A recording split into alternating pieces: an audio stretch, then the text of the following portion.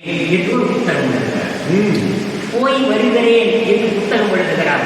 தொண்டர்களுக்கிடையே ஒரு பரபரப்பு. என்ன கவிஞரே, இது முடிவா என்கிறார்கள். முடிவு அல்ல, இது முடிவின் தொடக்கம் என்று எழுதுகிறார். அப்படி அவர் விலகியதை பார்த்துவிட்டு உடனடியாக அவரை போய் சந்தித்த முதல் பொதுவுடைமை இயக்க சிந்தனையாளர் தோழர் ப. ஜீவானந்தம். ஜீவா சந்திக்கிறார். அடுத்து மணலி கந்தசாமி என்கிற பொதுவுடைமை இயக்க போராளி சந்திக்கிறார். பாலவந்தாயுதம் சந்திக்கிறார். மோகன் குமாரமங்கலம் சந்திக்கிறார். இது எனக்கு ஒன்று பெரிய ஆச்சரியங்கள். என்ன தெரியுங்களா? பொதுவுடைமை இயக்கவாதிகள் 80 ஆண்டுகளுக்கு முன்பு தஞ்சையில் விவசாயிகள் போராட்டம் நடத்திய போது தலைமறை வாழ்ந்தார்.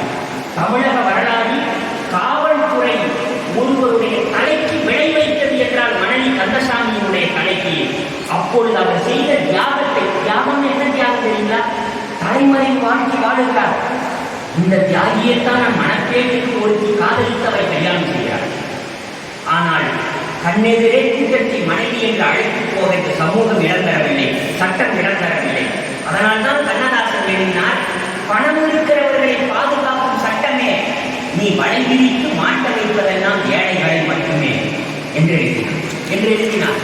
அப்படி ஒரு மனைவியை அழைத்துக் கொண்டு போக முடியவில்லை, தலைமறை வாழ்கிறார். சம்பத்குமார் என்கிற மருத்துவர் வீட்டில் அவர்கள் சந்திக்கிறார்கள். கரு உருவாகிறது. காவல்துறை வேவு பார்க்கிறது. ஓடி வந்து பெண்ணை கணவன் எங்கே என்கிறார். தெரியவில்லை என்கிறார். கணவனுடைய தாயார் இருக்கிறார். இவர்கள் சந்தித்தது தாயாருக்கு தெரியாது. எவ்வளவு உருக்கமான செய்தி தெரியுமா? நீ கருவுற்றிருக்கிறாய் இல்லையா என்றார். ஆமாம் என்கிறார் மனைவி. உன் கணவனை சந்திக்கவில்லை என்றால் உன் வயிற்றில் வளர்கிற கரு யாருடைய தெரியும். ஆமாம் என்று சொல்ல முடியவில்லை. இல்லை என்று சொன்னால் என் மகன் தலைமறை வாழ்க்கையில் இருக்கிற போது எவரிடம் கருவாங்கினாய் என்று பெற்றவள் நிற்பாளே. இந்த வாழ்க்கையை, இந்த தியாகத்தை, இந்த உணர்ச்சியை அவர் ரத்த புஷ்பங்கள் என்று எழுதுகிறார். ஒரு புத்தகமும் இல்லை என்றால், அவர் பாடிய இலக்கியமே இல்லை என்றால், நீங்கள் தத்துவ வித்துக்களை எங்கிருந்து தேடுவீர்கள்? நீங்கள் வாழ்விய நெறிகளை எங்கிருந்து குறிப்பெடுத்தீர்கள்? நீங்கள் ஆன்மீகத்தை, நான் கேட்கிறேங்க, கோயிலுக்கு போங்கன்னு சொல்லியிருந்தா அவர் ஆன்மீகவாதி. ஆனால் நீங்க கடவுள் மறுப்பாளர்கள் மறுதளிப்பதை விட கடவுளை பற்றி குறுக்கும் நெருக்குமாக நயத்தோடு விமர்சனம் செய்தவர் கண்ணதாசன் தான். அவரே ஒரு கேள்வி கேட்டு பதில் சொல்ற மாதிரி ஒரு கவிதை எழுதுறாரு. பொய்மான ராமனையும் தெய்வம் என்று கும்பிடுவது ஏனெனிலோ,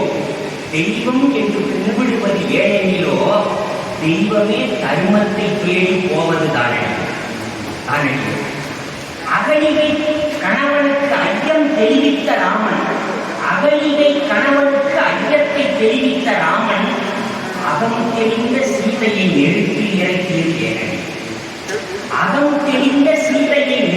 இறக்கியது ஏனெனிலோ, பரம் தெரிந்த அளவுக்கு ராமனுக்கு மிகம் தெரியாதது தானே. அவருக்கு உலக வாழ்க்கை தெரியல, பரம் தெரிந்த அளவுக்கு இகம் தெரியல. காட்டிலே சீதை கண்ணீரால் கழிந்தது ஏனெனிலோ, காட்டிலே சீதை கனலாக பொங்காமல் கற்பூரமாய் கரைந்தது ஏனெனிலோ, காட்டிலே கம்பனுக்கு சில பொருள்கள் தேவை என்பதனால் தானடியோ. சார், நம்ம திருச்சியில் ஒரு கல்யாணம் நடத்தி வைக்கிறார் சார் கண்ணதாசன். இந்த 3 முடிச்சு எல்லாரும் 3 முடிச்சு போடுறோம். அந்த 3 முடிச்சுக்கு அவர் ஒரு அர்த்தம் அந்த விழாவில் சொன்னார். இந்த 3 முடிச்சு ஏன் மணமகள் கழுத்தில் போடுறோம்னா, அவள் பிறந்த வீட்டுக்கும் பெருமை தேடிக்கணும், புகுந்த வீட்டுக்கும் பெருமை தேடிக்கணும், வயிற்றில் உருவாகிற வாரிசுகளுக்கும் அவருடைய பிள்ளையாம் என்று பெருமை தேடிக்கணும். இதுதான் 3 முடிச்சு. அப்புறம் அவர் சொல்லிட்ட உடனே அவர் கூட காரில் பயணிக்கிறவங்க கேட்கிறாரு, கவியரசரே, இப்படி ஒரு விளக்கத்தை நான் எழுதி கேட்கிறேன். எந்த காலத்துல இருந்து 3 முடிச்சு போடுறோம், 3 முடிச்சு போட்டவங்க எதுக்குன்னு கேட்கல, 3 முடிச்சு வாங்கிட்டவங்க எதுக்குன்னு கேட்கல. ஆனா இப்படி ஒரு அதிசயம், இப்படி ஒரு விளக்கம் இருக்கிறார். இப்ப நாம என்ன சார் சொல்லியிருக்கோம்? இப்போ ஒரு மேடையை நான் ஒரு கருத்து சொல்றேன், ஓடி வந்து ஒருத்தர் தம்பி நீங்க சொன்ன கருத்து நல்ல கருத்து அப்படின்னு நான் என்ன சொல்லியிருப்பேன் சார், 2 நாளா சொல்லியிருக்கேன். 2 நாளா சந்திச்சேன். இந்த மாதிரி கருத்து நீ எங்கேயும் கேட்கக்கூடாது, கேட்க முடியாது. அதனால இது மிகப்பெரிய செய்தி அப்படின்னு நானே பில்டப் பண்ணியிருப்பேன். ஆனா கண்ணதாசன் என்ன தெரியுமா சொன்னாரு? போற போக்குல ஓ குமாரி அங்கிருந்து அதே சொல்லிட்டு 3 முடிச்சு 4 முடிச்சு போட்டாலும் அதுக்கே அதே சொல்லுவேன். இந்த மனசுக்குள்ள சார் மாப்போ சிவஞான பிள்ளை, மாப்போசி மூத்த தலைமுறையினருக்கு தெரியும். அவர் பட்டிமன்ற நடுவருங்க. மாப்போசி பட்டிமன்ற நடுவர். பட்டிமன்றத்தினுடைய தலைப்பு குடும்ப கட்டுப்பாடு. ஒரு அணியின் தலைவர் கவியரசு கண்ணதாசன், இன்னொரு அணியினுடைய தலைவர் அருணாகம். இது பேச வந்தவர் என்ன சொன்னாரு? 15 பிள்ளைகளை பெற்றெடுத்த கவியரசருக்கு குடும்ப கட்டுப்பாட்டை பற்றி பேச என்ன தகுதி இருக்கிறது? அவரை மேலையிலிருந்து இறக்குங்கள்.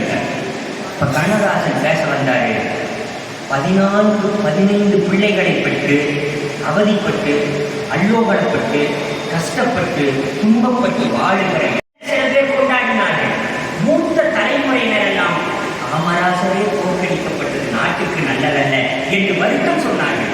அறிஞர் அண்ணா கூட சொன்னார், பெருந்தலைவருடைய அனுபவம் நம்மை சட்டமன்றத்தில் வழிகாட்டும் என்று நினைத்தேன், அந்த வாய்ப்பு இல்லாமல் போய்விட்டது என்று சொன்னார். அது மட்டுமல்ல, அவர் கர்ம வீரர் வாழுகிற சென்னை திருமலைப்பள்ளி சந்து அந்த வீட்டில் மக்கள் தேர் திருவிழாவுக்கு வடம் பிடிப்பது மாதிரி கண்ணீரும் கம்பளையுமா வைத்து அடிச்சது கூட்டாங்க. தமிழ்நாடே இருந்துச்சு. அது மாதிரி இன்னும் ஒரு வரலாறு இல்லை, இன்னும் ஒரு வரலாறு இல்லை. அதை அப்படியே பதிவு செய்து கண்ணதாசன் தர்மரின் வனவாசம் என்று எழுதினார். நீங்க அந்த அரசியல் பதிவை இலக்கியமா கொண்டு வந்தாரு. காட்ட வனவாசம் இருக்காங்க, தர்மன் தூங்காம இப்படி அப்படின்னு புரண்டு படுக்கிறார். பக்கத்தில் இருந்த பாஞ்சாலி மயில் தொகையால விசிறி விடுறாங்க. ஏங்க தர்மராஜா தூக்கம் இல்லாம இருக்கிறீங்க அப்படிங்கிறாங்க. தூங்கல அப்படின்னா ஏன் தூங்கலங்கிறார். தர்மர் சொல்றாரு தூங்க முடியாது அப்படிங்கிறார். ஏன் தூங்க முடியலங்கிறாங்க. அப்ப கண்ணதாசன் சொல்றார், பாரதத்தில் அந்த வழியில தர்மம் தூங்கிவிட்டால் அதர்மம் விழித்துக் கொள்ளும் என்று இருக்கிறார். நீங்க சாதாரணமான வரிகள் கண்ணனுக்கு ஒரு கேள்வி கேட்டார். அதே தர்மர் வனவாசத்துல தான் எழுதுறாரு. ஏன் கண்ணன் அனுப்பிய சத்தியம் என்னை காக்காமல் கண்ணனே வந்து காப்பாற்றிய காரணம் என்ன? இப்படி எல்லாம் யாரும் கேட்க மாட்டாங்க. கண்ணதாசன் கேட்டாரு.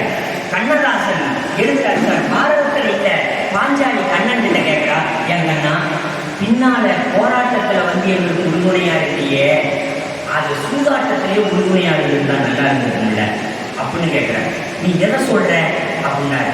இப்ப பாஞ்சாலி சொன்னா 2 பேரும் சூதாடி அப்புறமேட்டு நாட்டை இழந்துட்டு அதுக்கப்புறம் போராட்டம் நடத்தி போர்ல எங்கள்ல பல பேர் அவங்கள பல பேர் எங்கள் யானை அவங்க யானை இத்தனை உயிர்கள் மாண்டு போனதுக்கு அப்புறம் அப்ப உதவி பண்ணதுக்கு நீ தொடக்கத்திலேயே உதவி பண்ணியிருந்தா இவ்வளவு உயிர் சேதம் வந்திருக்காதேன்னு கேட்கிறாங்க. அப்ப கண்ணன் சொல்றான், தொடக்கத்திலேயே நான் சூதாட்டம் தான். சரி, சூதாட்டத்துக்கு உங்க தர்மனை கூட்டது யாரு அப்படிங்கிறார். யாரு? துரியோதனன் தான் கூப்பிட்டான். சரி, விளையாண்டாங்களா? விளையாண்டாங்க. யாரோட விளையாண்டானா? சகுனியோட விளையாண்டானா. விளையாட்டுக்கு கூப்பிட்டவன் தான் விளையாடுங்க. ஆனா அழைத்து விட்டு எனக்கு பதிலாக என் மாமன் சகுனி விளையாடுவான்னு அவன் விலகினான்ல, அப்பவே உன் புருஷன் எனக்கு பதிலாக என் மைத்துனன் கண்ணன் விளையாடுவான்னு சொல்லியிருந்தா நான் புகுந்து விளையாடியிருப்பேன் அப்படின்னு சொன்னதோடு மட்டும் இல்லை சார். ஒரு வரிய கண்ணதாசன் போடுறாரு. கண்ணன் பாஞ்சாலிக்கு சொல்றாரு, பாத்தியா பாஞ்சாலி, ஒரு துரியோதனன் சகுனியை நம்பின அளவுக்கு கூட தர்மன் என்ன நம்பலையே தாயி, என்ன நம்பலையே. கெட்டவனை நம்புற அளவுக்கு நல்லவனை நம்ப மாட்டான் தாயி. இந்த வரிகள் எல்லாம் நீங்க ஒரு செய்தியோடு முடிக்கிற நடுவரவர்களே. ஒன்றும் இல்லை சார், நீங்க ஒரு பட்டு துணியை பற்றி எழுதினால் அவன் கவிஞன். ஆனால் கவிஞன் அவன் அல்ல, ஒரு கந்தல் துணியை பற்றி எழுதினால்தான் அவன் கவிஞன். நீங்க ஒரு கந்தல் துணி தான் கதையை சொல்லுது சார், பட்டு துணி கதை சொல்லு சார், பட்டு துணி கதை சொல்லும். ஆனால் ஒரு கந்தல் துணி சொல்லுகிறது தன்னுடைய வரலாற்றை. கரிசல் காட்டு கடலி மேலே கால்கள் உழுத உழவு, கரிசல் காட்டு கடலி மேலே கால்கள் உழுத உழவு, சில கைகள் கழிந்த கழிவு, குடிசை எரிக்கு விளக்கு போலே இலைகள் 2 வரவு, அதில் இயற்கை கலந்த அழகு. பருத்தி என்றொரு செடி வளர்ந்தது பருவ பெண்ணை போல. அந்த கரிசல் கழனி மேலே அது சிரித்த அழகில் காய் வெடித்தது சின்ன குழந்தை போல. அந்த வண்ணச் செடியின் மேலே பருத்தி எடுத்து கொட்டை பிடித்தது பஞ்சு குடியல் ஆச்சு. மில்லை பார்க்க பயணம் போச்சு. அதை திருத்தி எடுத்து பார்க்கும்போது சின்ன இலைகள் ஆச்சு. நூல் என்று பெயர் உண்டாச்சு. அழகு வண்ணம் சேர்த்து நெய்தலில் ஆடை வந்தது மெல்ல. உடல் மானம் காத்து கொள்ள, மானம் காத்து கொள்ள, உடலை மூடி மறைத்துக் கொள்ள. அந்த உடையில் ஒன்று கிழித்து அடுப்பங்கரைக்கு வந்து தான் படிக்கின்ற சிந்து தன் சொந்தக்காரர் பலரை எண்ணி துடிக்கிது மனம் வென்று கதை சொல்லுது தலை முன்பு. வாழ்ந்த போது வாழ்ந்த எண்ணெய் வைத்த இரும்பு பெட்டி இன்று உடைக்கும் எண்ணெய் எட்டி. நிலை தாழ்ந்து போனால் மனிதர் கூட உடைந்த பானை சட்டி. யார் உறவு கொள்வார்கள்? என்னை ஒருத்தி இடையில் ஏற்றி இருந்த காலம் உண்டு. என்னை ஒருத்தி இடையில் ஏற்றி இருந்த காலம் உண்டு. அவள் மணந்த கணவன் கண்டு கண்ணத்தோடு என்னை சேர்த்து கலந்த காலம் உண்டு. அது இறந்த காலம் உண்டு. அது மட்டுமல்ல, தங்கம் போல வாசம் செய்து சலவை செய்து அங்கம் போல எடுத்து என்னை உடுத்து இன்று நிலத்தில் என்னை விடுத்து சென்றார். நீண்ட கதை முடித்து